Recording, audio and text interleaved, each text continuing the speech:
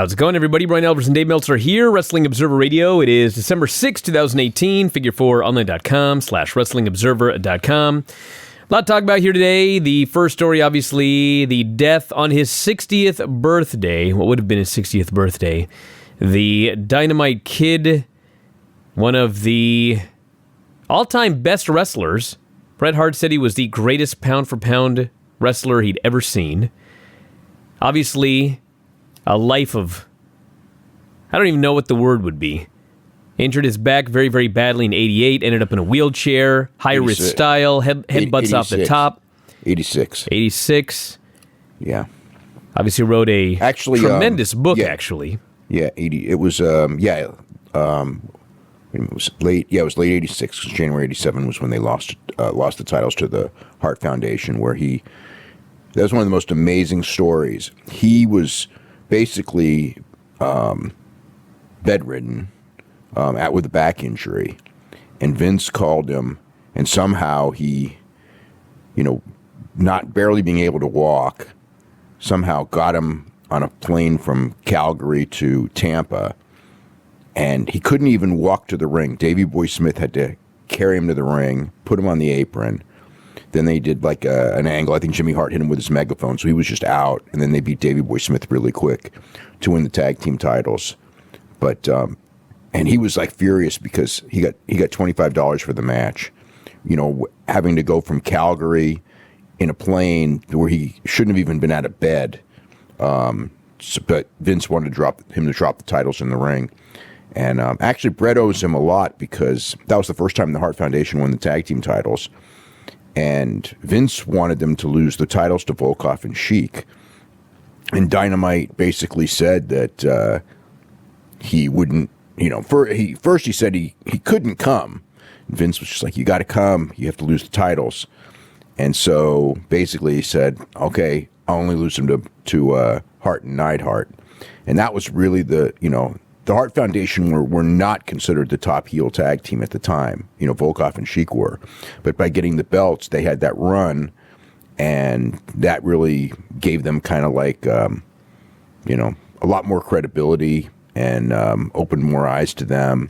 And Bret was able to springboard off of that and become a much bigger star.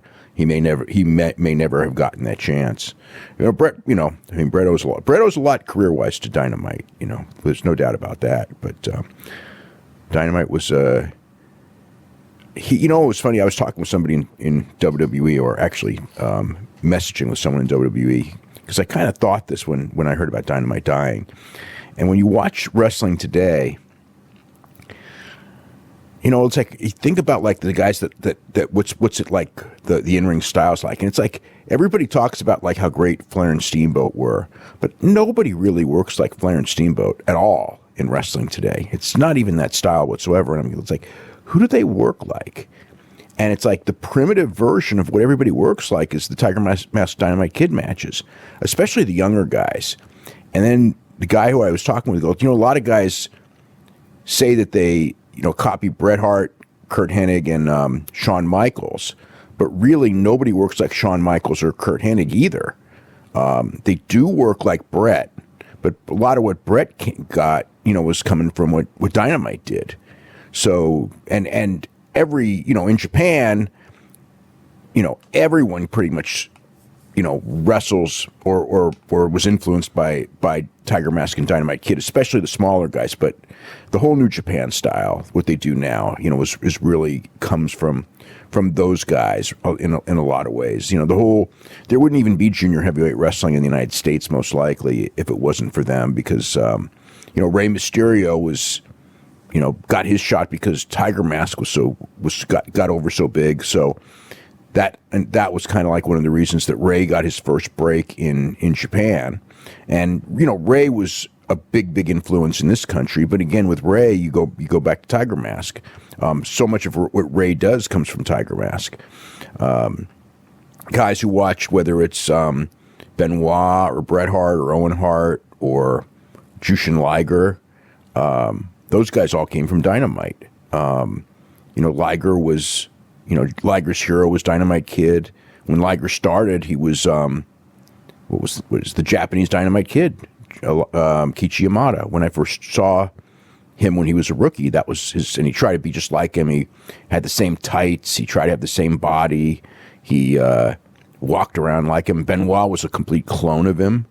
And a lot of people, the Benoit style, probably Benoit, as much as nobody wants to hear it, I think Benoit had incredible influence on the style of wrestling in the United States, that real hard-hitting, intense, super hard chops, that very fast-paced thing. And Benoit is just a copy of Dynamite. He idolized Dynamite, which is an interesting person to idolize. I mean, Dynamite was a phenomenal wrestler. He was not a phenomenal human being. He could be very, very sadistic. The stories when he was in Canada, he had those great matches, but there were so many things that he did. Some of the stuff was good-natured, or pranks that were, kind of funny. A lot of them was a lot worse. He turned people against each other. There were the fights. He got in a lot of fights. He set up fights. He manipulated a lot of things. He was, he was really, his marriage was really, was domestic abuse. He once put a gun to his wife's head, but his justification was there were actually no bullets in it, but she didn't know that. It was just, she was almost suicidal from how he treated her. And then he finally went back, and the last, half of his life was terrible. Basically, the pain of what he went through. He pretty much, when he was 28, was when his body started turning on him. By the time he was 33, he had to retire from wrestling. In fact, he did one comeback match that I'm aware of. That was really quite sad. Realistically, his career ended the day after his 33rd birthday, which is very, very young, obviously, for a pro wrestler at that level. By the time he was 40, he was in a wheelchair. He had all kinds of health issues constantly. Recluse, didn't want to see people, although he softened his stance on that. Very, very bitter and upset about everything. He wrote a real interesting book. I think that the book was one of the more honest wrestling books, even though when it comes to Japan, he tried to treat Japanese wrestling like it was real. His mentality was that in Japan, they protect wrestling, so I was going to do. And he had great affinity for Japanese wrestling. But, he freely talked about, American wrestling and, North American wrestling not being real. But he would protect the Japanese wrestling, which was quite weird. A lot of people didn't like that about the book. But otherwise, it was especially by the standards of the time. It was great. It came out in 2001. There was Foley's book had come out in 1999, but there weren't a lot of wrestling books. But Foley's book didn't really go into the dark side of wrestling at all. No, his Foley, Dynamite's book, very dark side of wrestling. Yeah, it was very, you read the book. Most times you read a book about a wrestler, even wrestlers who are not good people, and they try to make themselves out to be good people. And Dynamite just told his story. You read it and you don't think he's a good person. He doesn't, he probably doesn't tell all things. He wrote it. He tells enough. It's not a biography. It's an autobiography. Yeah. He could have, I suppose that I don't think that he said that he beat his wife, but he was, it was definitely dark side. Certainly talked a lot about the drug use and everything like that. He was the first guy to really go into detail on that publicly.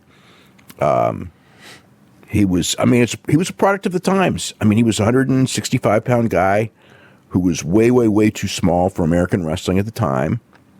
You didn't have anyone under, 205 maybe. Except, I guess in some places you might, like Tennessee or something, but in most of your big territories you really didn't. And then he came in and, what basically happened? He was wrestling he started in the UK when he was 16. That's where the Dynamite Kid came from, because he was a kid, and he was just incredible from the start. He was just incredible, and he kind of got a push, got championships as a teenager. So that's where the Dynamite Kid name came from. Bruce Hart went to Japan on a tour. He went to England on a tour and saw the guy and just was amazed. He'd never seen anybody like this guy. Told his father, I got this guy. He's going to draw so much money. This guy's unbelievable. So he got the okay, brought Dynamite to Calgary. Stu took one look at this guy who was 165 pounds and thought, Bruce is out of his mind. Nobody's ever, this is ridiculous. He doesn't look like a wrestler at all, even though he had a good physique. But he was 165 pounds and wanted to send him home. But gave him a chance, and he wowed Stu pretty damn quick. And he became the top star in that territory. He got his first trip to Japan. He actually went to the IWA promotion early, so he probably would have wrestled maybe a Shirahara. I'd have to actually look that up. I remember he went there before New Japan. Then he went to New Japan and wrestled Fujinami. And I remember that match. I remember seeing that match. And that was, for its time, that was an incredible match. And he was still, maybe 175 or so at the time. He wasn't as big, obviously, as he was going to get. When he wrestled Sayama, he started getting bigger. But when his big heyday there was 81 to 83 feuding with Tiger Mask, it was an absolutely legendary program. It was the state-of-the-art wrestling matches at the time. It was the best matches anybody was doing. They went to the Madison Square Garden in 82 when New Japan was taping TV at the Garden, and they just blew it away. Nobody knew who they were. There's these two guys who were way smaller than everybody else, shorter, just not what people thought in New York wrestlers looked like. And they went in there, and within 30 seconds, the crowd had never seen anything like these two guys, and it was considered one of the best matches in the history of the Garden up to that point in time. Everybody, I remember when they went there, everyone's going, "Oh my God, it's incredible!" And Tiger Mask got over really big, and they didn't use Dynamite at all after that. But they did use Tiger Mask. Then, the Tiger Mask quit New Japan in '83. Dynamite feuded with Cobra for a while. Then All Japan made the offer. Stampede Wrestling was sold to Vince. So he was working All Japan and WWF before finally they went full-time with WWF. That lasted for a couple of years. He got the injury, was never the same, but still wrestled and probably did a whole hell of a lot of nerve damage by wrestling coming back from that injury.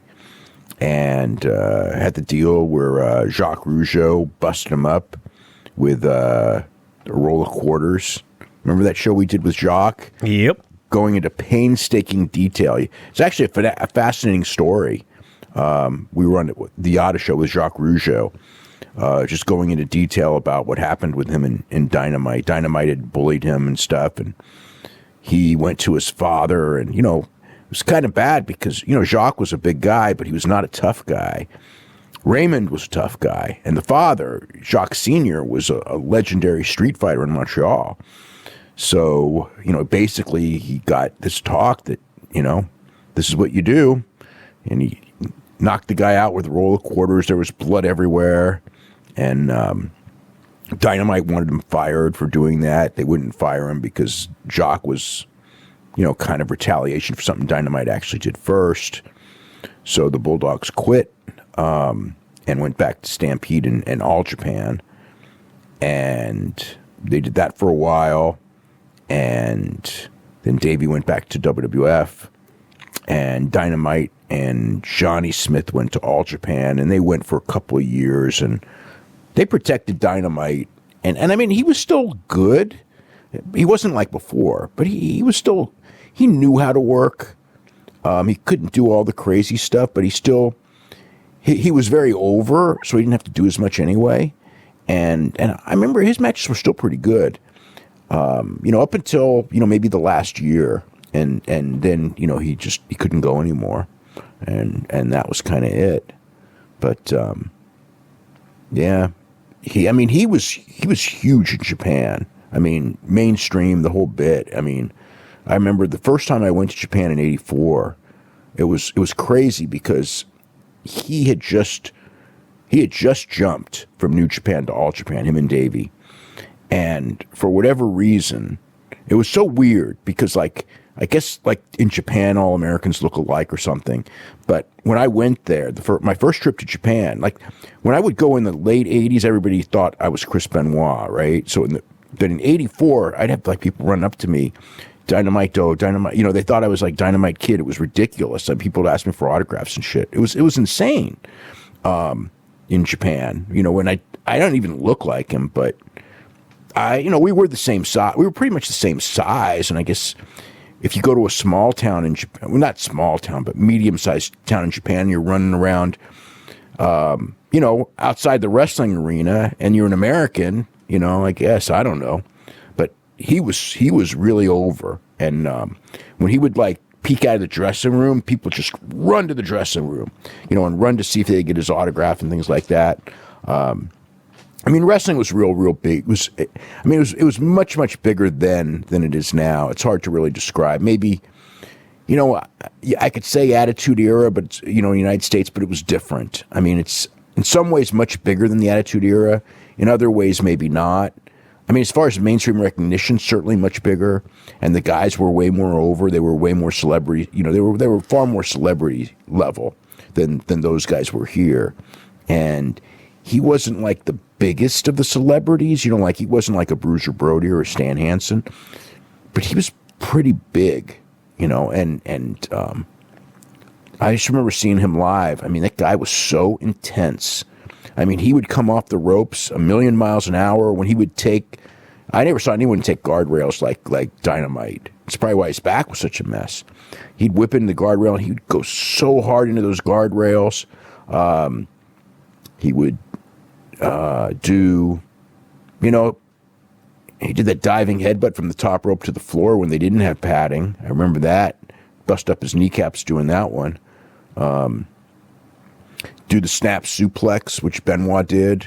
He actually, his was quicker than Benoit even. I don't know how he did it, but it was amazing. And people just go crazy at that. But just like he would just do things like tackles, just a basic tackle off the ropes, and he'd be running so fast, and he would hit so hard that was like a giant move. And people would, if they would tackle him, he'd go flying. It was, yeah. He was an absolutely incredible, ahead of his time, influential worker that all kinds of guys emulated in so many ways. Like a product, again, because of his size, he got heavily into steroids, which probably didn't help him either, because he's running around at 225, at 5'8", way more muscular and way bigger than his frame could handle. Way more muscle than they can handle. So that probably didn't help him physically either. Got into all the other drugs as well. That was 80s wrestling, and he was a product of it. He did, like I said, lots of ribs, some of which were, there were people scared to death of him in WWF. I remember guys telling me, like, he was, even though he was little, he was really, really tough, and everybody was afraid of him because they knew he was tough. He had that boxing background. His dad was a boxer, so he had really quick hands.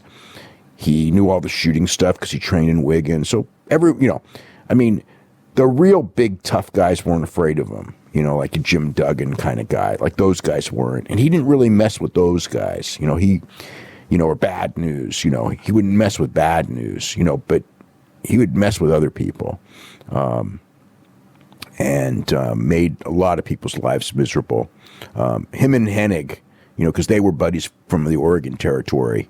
They would just do ribs and cut people's clothes up, and oh God. But that's what the business was then. And you had when you're on those 30-day road trips where you don't go home for 30 days and you're going from city to city and the road schedule was insane and the travel schedule was insane, it drives you to insanity. And a lot of guys were like that. I mean, he was far from the only one like this. He was certainly, there were guys just as insane as him. There were guys who did drugs like he did, steroids like he did. Not too many worked like he did. But yeah, it was just a different era. I don't know. There's a lot good about him as a wrestler, but he was as a person, it was, I don't know. But I knew people who liked him a lot. I mean, my interactions with him, I didn't have a lot. They were all pretty cool, I mean, he was always, guarded, but nice, I would say. But I didn't really know him hardly at all, though, honestly. I knew Davey a lot better than Dynamite. But, so, I don't know. But he was in the 80s.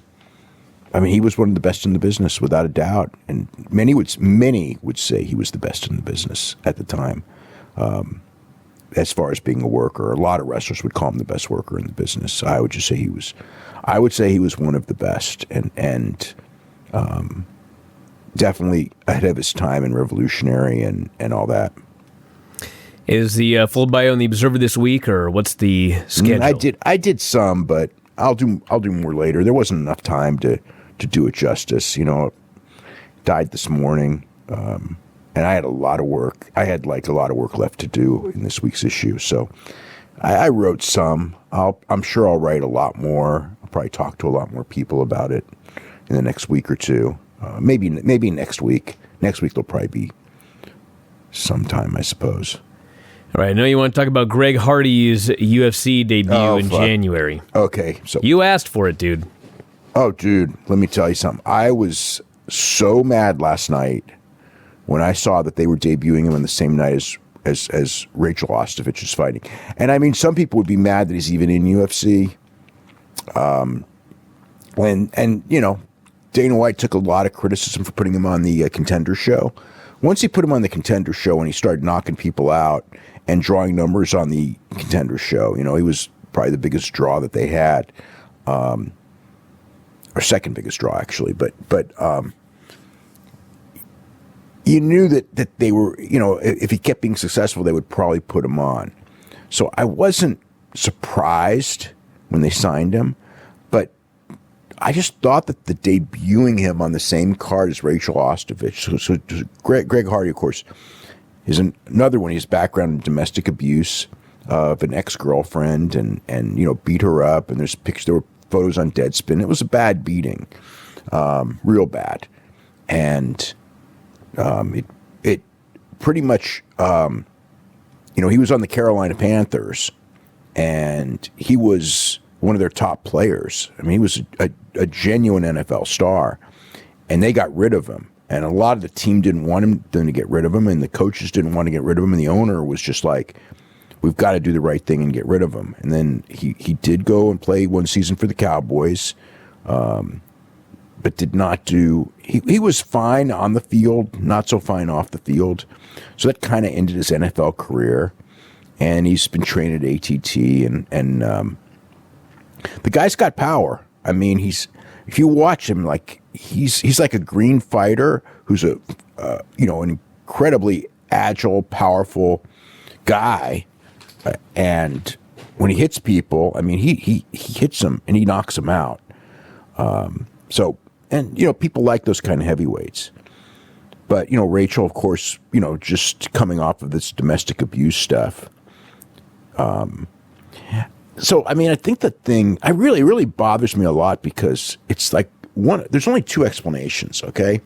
One is that they fully realized this and were looking for the idea, and this is not just UFC, because you cannot isolate this on UFC alone. This is ESPN and UFC, because this is ESPN's first show.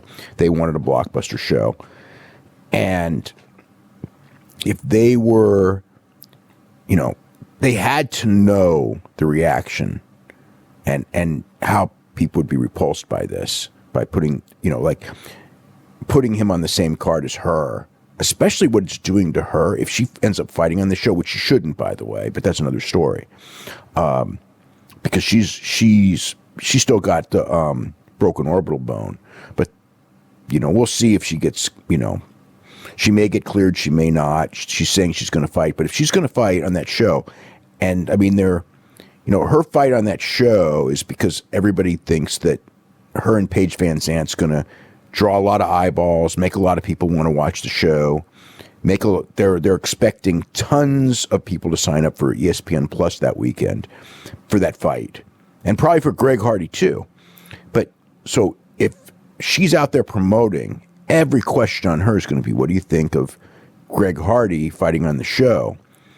And so her choice is to either bury UFC, which is not in her best interest, or it puts her in a situation where she has to come up with some rationale that I can't imagine that she would be in favor of or would be comfortable doing. So it really puts her in a terrible position. It makes UFC just look terrible. It makes ESPN look terrible. Today they had a press conference in Toronto for the fight on Saturday, for the show on Saturday. And I wasn't there.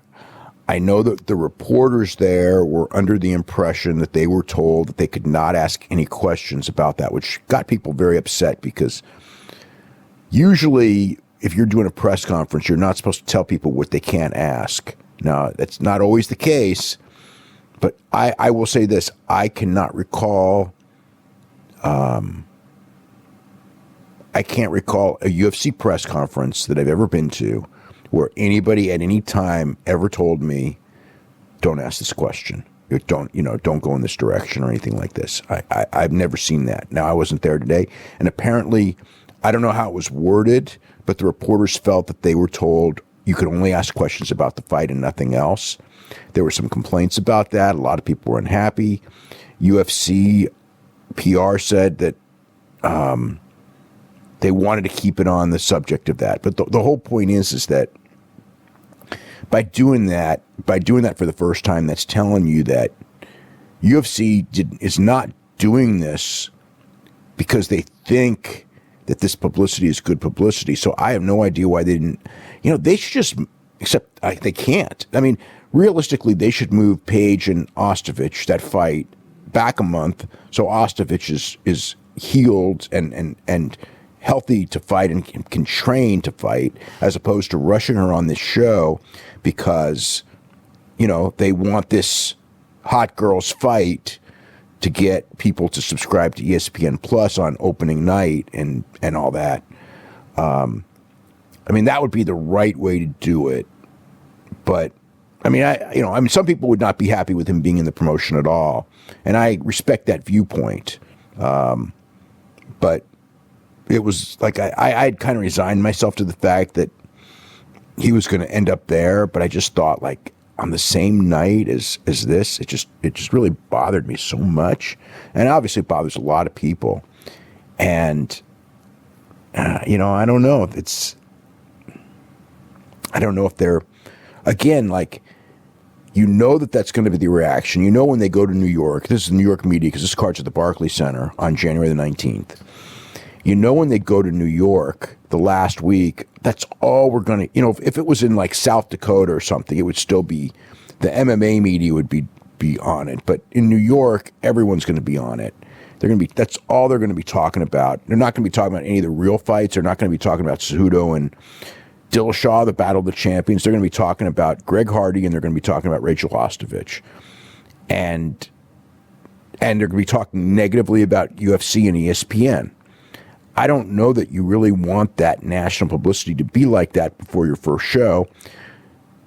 Do they think that by doing that, it will lead to more eyeballs on that first show? Will it lead to more publicity for the first show? It will.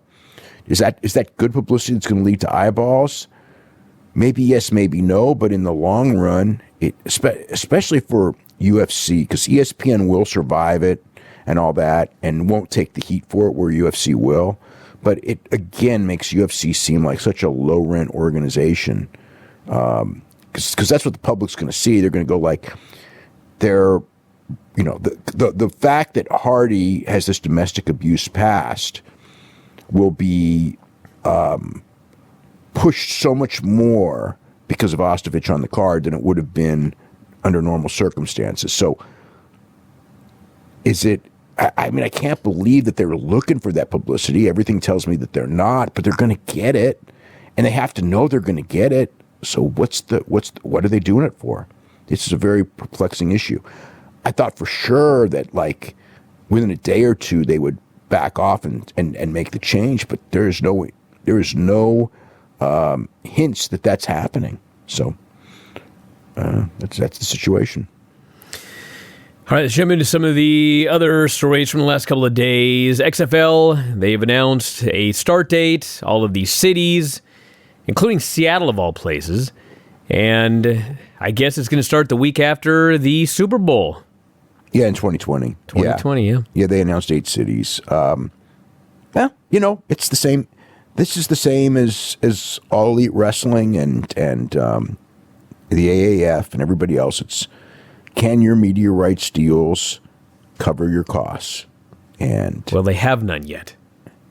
Well, they'll get something. I'm sure NBC Sports will, if nothing else. I don't know if NBC will want them, but NBC Sports certainly will want them. So it's a question of how much NBC Sports is willing to pay. And there'll be other people. CBS Sports already, went with AAF, right away. They've already got their TV deal. They're going to have two shows on CBS and weekly games on CBS Sports Network.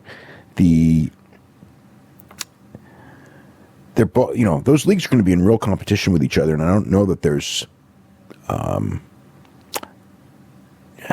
think because Vince's name and everything like that, I think that Vince will probably get more publicity. But the reality is that if these guys go first, they've got a year jump start, and there's something to that too. They really didn't say much else as far as the rules and things like that. I don't think that they will until after, because I don't think they want to give away ideas before the AAF starts. So I wouldn't expect them to even announce any of their changes until after the first AAF season ends. Which would be whatever, the spring of next year. So I guess obviously the big question here is, how is this going to affect this terrible Raw show? Like, he's got to be devoting more time to the XFL, right? I mean, is there a possibility someone else could be in charge of this show for a while? What's he going to do? He didn't last time. How can he do Raw? And also, obviously, he has to focus on Smackdown because they're moving to Fox in October, and do this XFL. Like, well, the XFL, there's no way. It's 73. Well, I mean, the reality is that he's leaving the XFL to other people. Oliver Luck's the guy in charge of the XFL. He'll oversee it to a degree, but, I mean, it's like, he says it's not going to make any difference because he's leaving the XFL to the football people, which he didn't do the first time. And it's going to be, I mean, we'll see. No matter what anyone says, and Vince has said that he's going to lose, he knows he's going to lose well over $100 million on this. You still, I mean, depending on, his worth is pretty high right now, and he can lose $100 million. I mean, he can. That's just the reality. But most people that are really rich get that way with the mentality of not wanting to lose $100 million. And when something's a big loser, they want to stop losing money, because you don't get to be rich by liking and to lose money and not worrying when you lose lots and lots of money. That's usually not like, and Vince is certainly not like that. So that will be interesting if it is a big money loser. And I think at the start it will be most likely no matter what. But, there's so many variables on this. Like, they're playing in some stadiums that are like 20, 25,000 seats, but they're playing in others that are like 80. They're playing at MetLife Stadium in East Rutherford, New Jersey. That's like gigantic. Especially, and in the New York market, New York market is a unique market. They only want the best. Secondary stuff doesn't play in New York. And no matter what, this is going to be a very secondary football league. I mean, a distant secondary football league, and they know it. The other thing that's going to be interesting is the AAF is going to put clauses in all their contracts that don't allow you to go to the XFL, of course, but they will allow you to go to the NFL. Will the XFL allow people to leave under contract to go to the NFL? If they do, essentially what's going to happen is their top 10% of players every year are going to the NFL, and they're never going to have long-term stars. If they don't, the secondary players are going to go to the AAF because they know they could get out and go to the NFL. Why go to the XFL if you have, if you're a guy who thinks I'm not good enough for the NFL? Yeah, the XFL is wonderful and great, but if you still have any dreams of the NFL, you're not going to go to a place where contractually they're going to keep you from going to the NFL. I don't know. I mean, when I think about this, it's like Vince McMahon is going to be Ring of Honor. And I don't know that Vince McMahon wants to be Ring of Honor. He's been WWE his whole life. I mean, he had the fight with WCW and Crockett, but he still had major edges in both of those fights. With Crockett, and with both those fights, he had major edges. Even though he was, I do think that that WCW should have actually won that war, in the sense of they were just so freaking incompetent. They had the talent, they had the TV, they had the momentum, they had the name value guys, but they were run so incompetently that they ran themselves into the ground, and Vince rebuilt. But, he had a huge edge on Crockett, and in the last 15 years he's been untouchable because there's nobody even close. So he's going to have to go back at 74 years old, right? 2020, 70, almost 75. He'll be almost 75 when this thing starts. As a guy who's owning Ring of Honor football. And I don't know how he's going to do in that position. He's so used to being a winner, it's going to be really hard to go out there and have everyone go, your product sucks. I mean, I know they say it about wrestling, but I think he dismisses that because real people don't cover wrestling in his mind. And, but in football, they're going to have real sports coverage. And last time they weren't very fond of him. And this time, he's going to have a different attitude. They're going to be kissing up to the media a lot more than they did the first time, because I think that's one of the mistakes that they made. But even so, it's still going to be very secondary football, and people are going to, they're going to say it because the public's going to think it, and they have to say it at that point. I'm still hung up on this idea that he's handing over the XFL. I mean, obviously, he's still going to be very hands-on. This is Vince McMahon. I mean, what has he ever handed over in his life? Well, that's what he says. He's leaving the XFL to the football people, and it will make no difference in what it does in wrestling. It will make some difference, because I remember the last time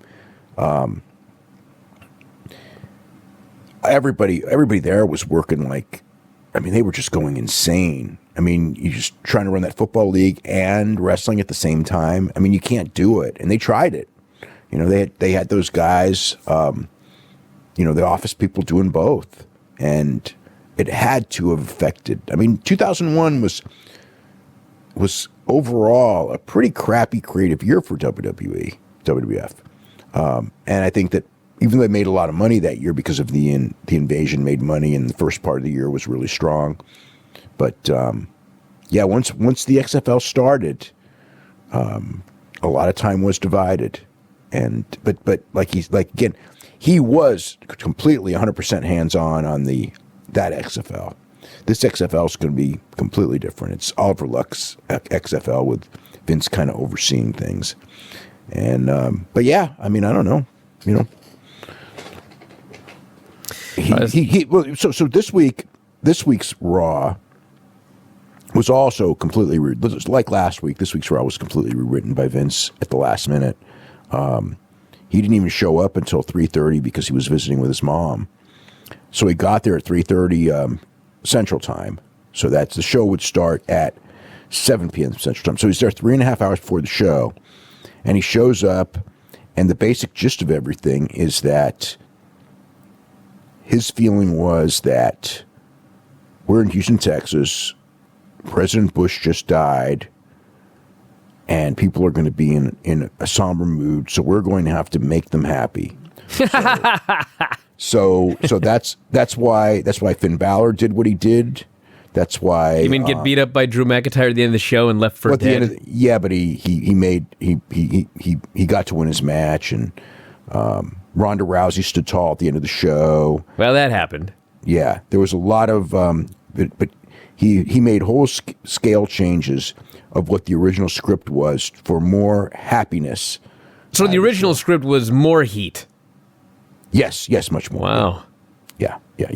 I don't know that the Ziggler finish was McIntyre winning. I can only presume that. I asked about that and I did not get an answer.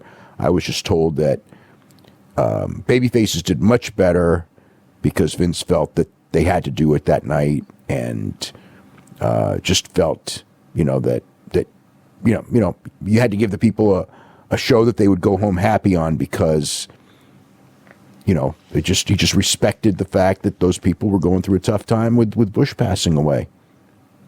That's an incredible story. Yeah, well, that's Vince.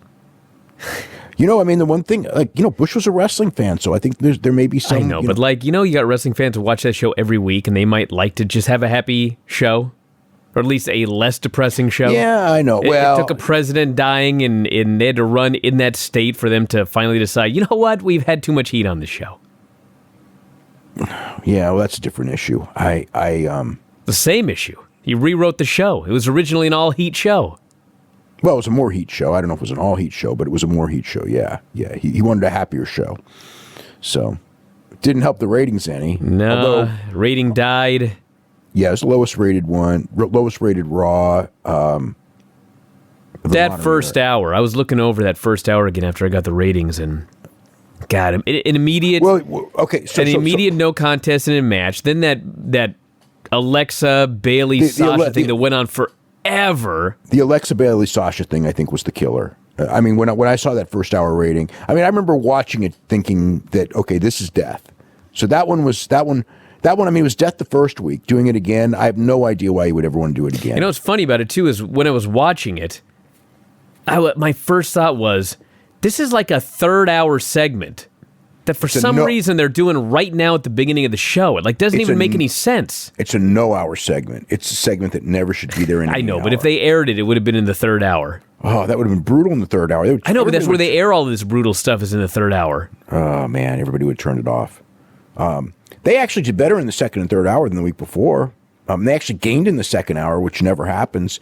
So, as far as even though the rating was bad because the first hour was so terrible, which tells you, number one, that there's things in the first hour that people didn't like, and also that a lot of people, for whatever reason, it was what was it? A lot of women.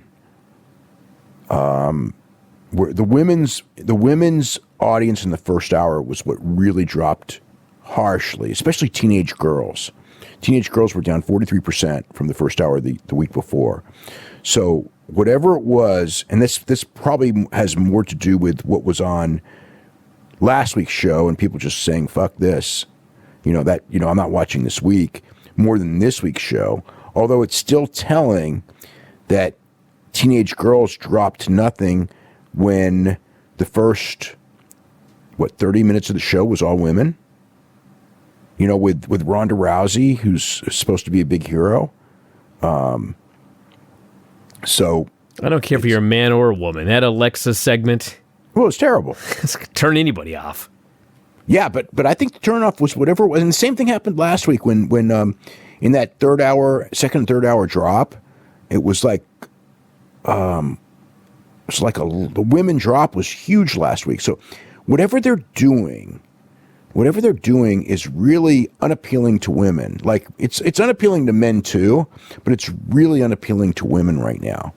I think one of the things it's funny because they have guys writing, they have guys writing for women, and I think that like guys don't know how to write. I don't know that all guys don't know how to write for women. I know I wouldn't know how, but I know that they don't know how either. And it's real easy watching it to see that they don't, because if you watch how women, women characters are portrayed, it's just, I don't know. It's clearly stuff that's like not, I don't know. It's not gonna appeal to women very much. So yeah, that's the guys' audience is the women's audience is dropping pretty big right now. And Total Divas is just like that. They had a terrible ratings season. They were down. They were way down. So whatever it is, that stuff. The women's audiences that they've always bragged about is going down at the same time that they're pushing more women, and that they have Ronda Rousey on the roster, who drew tremendous amount of women in UFC. What do you think of the Smackdown show? I was very entertained by the Smackdown show, even though the ratings sucked. Becky Lynch was very good, and Daniel Bryan was fantastic. What about Charlotte?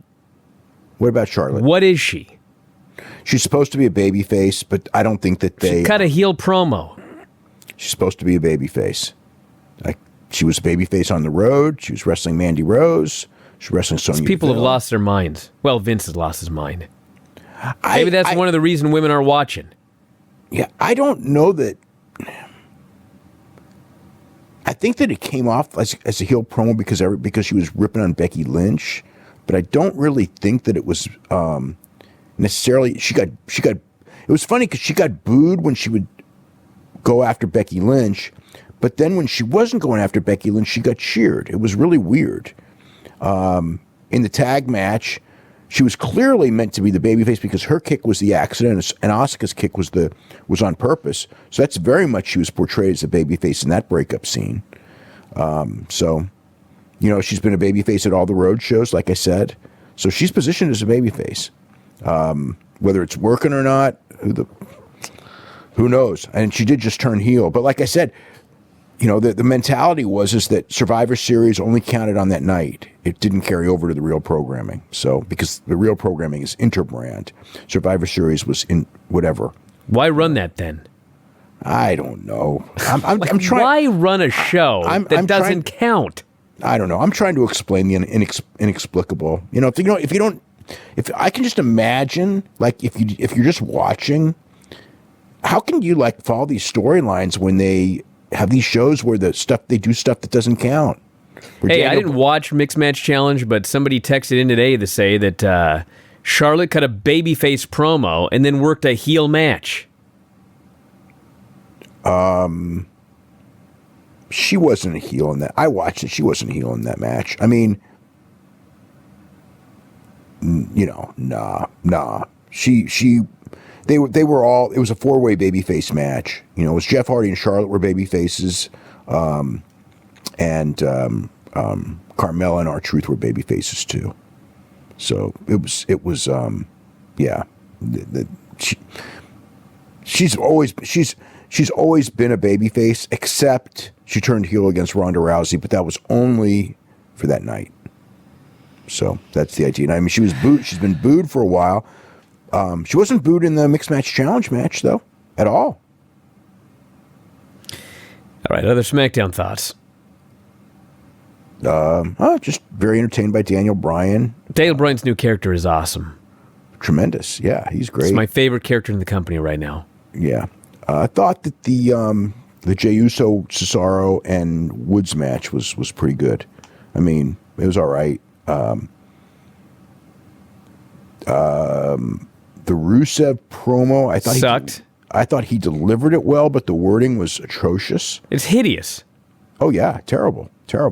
He got screwed out of the Intercontinental title last week, and he comes back with a comedy promo about food. What? Yes, I know. And it wasn't even funny. No. Yeah. Becky Lynch thing, the opening thing was good. So they're going to do Charlotte and Asuka next week on the show in Vegas, which they may have a hell of a match. There's a good chance they will. They're going to do the rap battle. The first rap battle was good. Like it's like normally if I hear like they're going to do a rap battle, I'm thinking like, oh my God, another one of these things that's going to suck. But yeah, that first rap battle with the New Day and the Usos was pretty good. I don't know how that was the New Day and the Usos. We got New Day now playing the role of Wale. Yeah, and we've got the Usos and Sheamus and Cesaro rapping.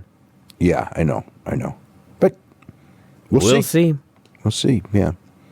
I thought Daniel Bryan was awesome on commentary in the main event. Oh yeah, match itself was there, but man, that commentary saved that match. The match was okay. I mean, AJ Styles, I don't think he can have a bad match. Well, he can make a good comeback, but him selling for 10 minutes while Miz puts him in chin locks, thank God for Daniel Bryan.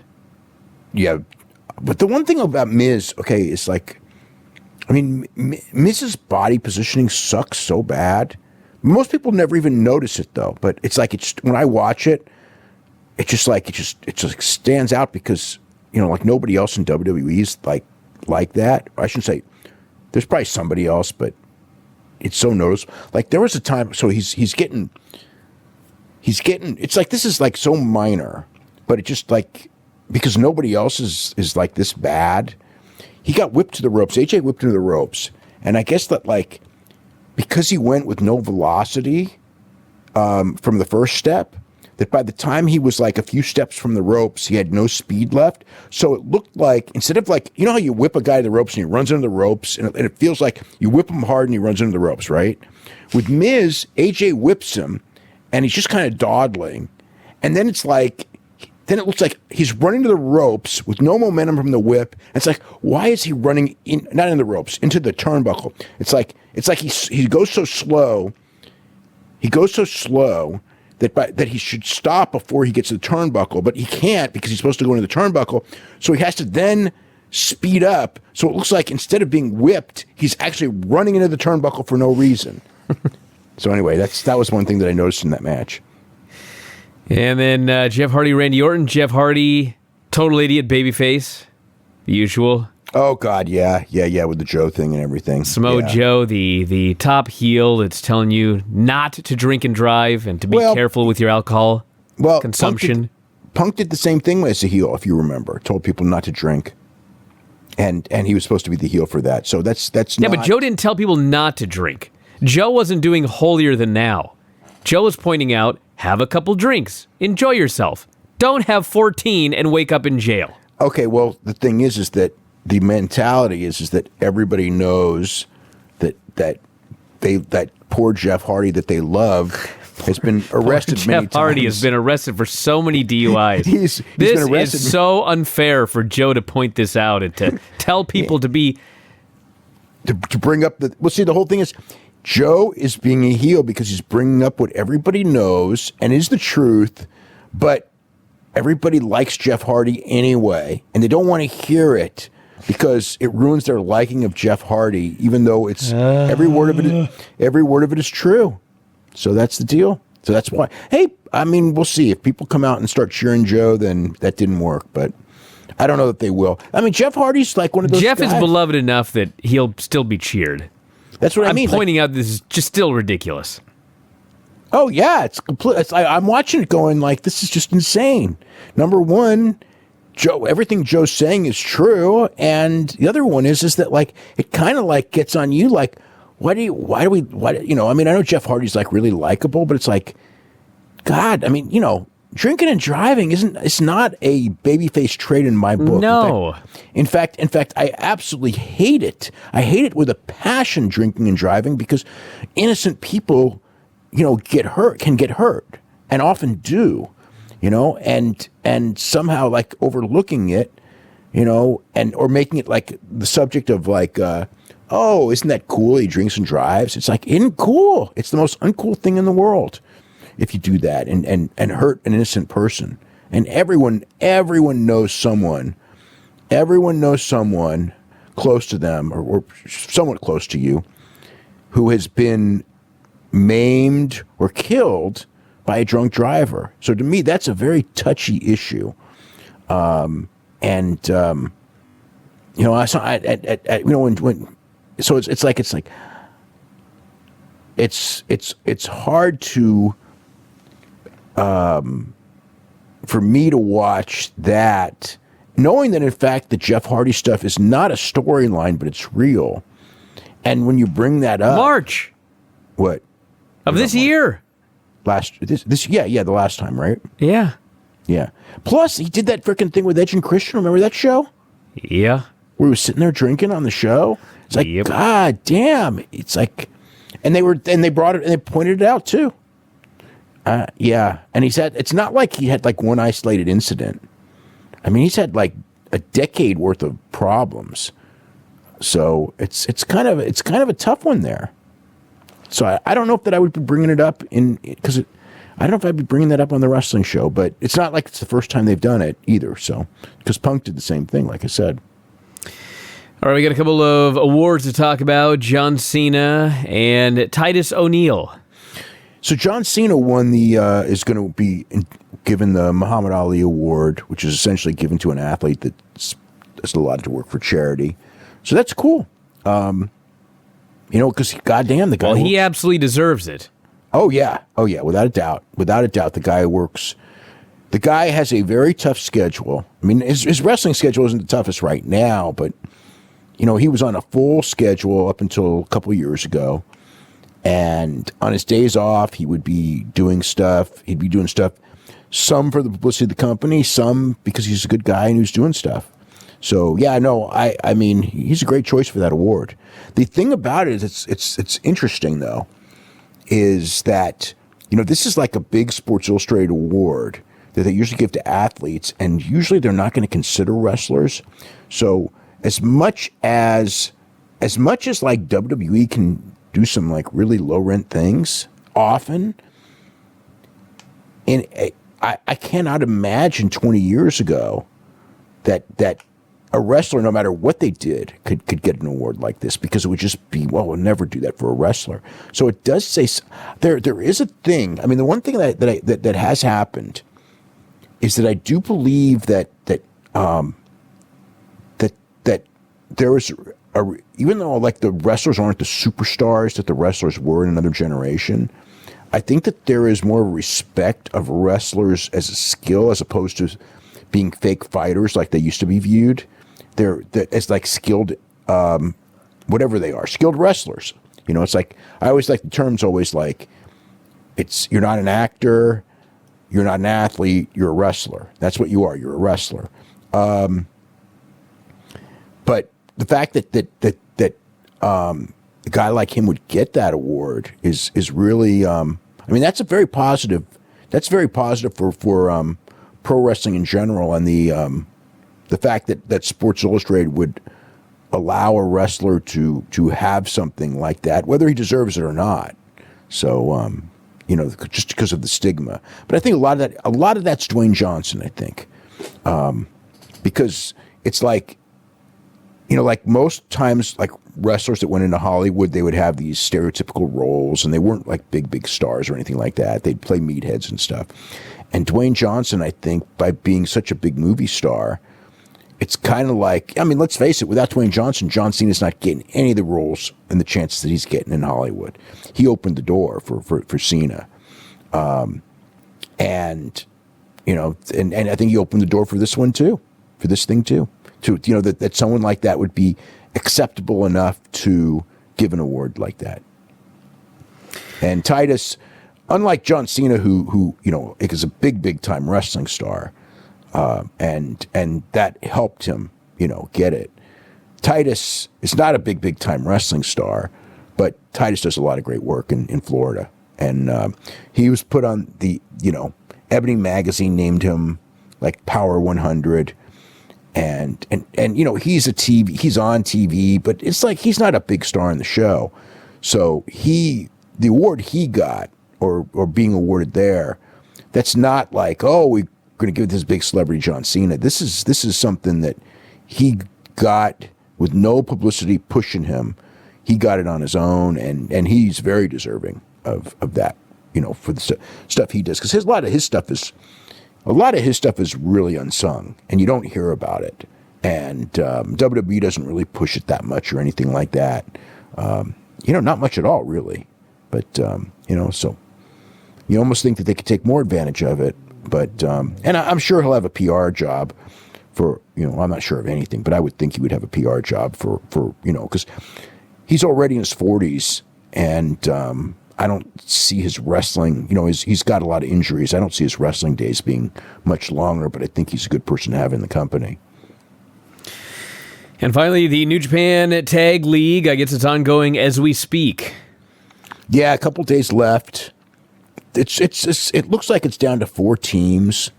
Evil and Sonata, Ishii and Yano, Tama Tonga and Tangaloa, and Killer Elite Squad. So, let me get the thing.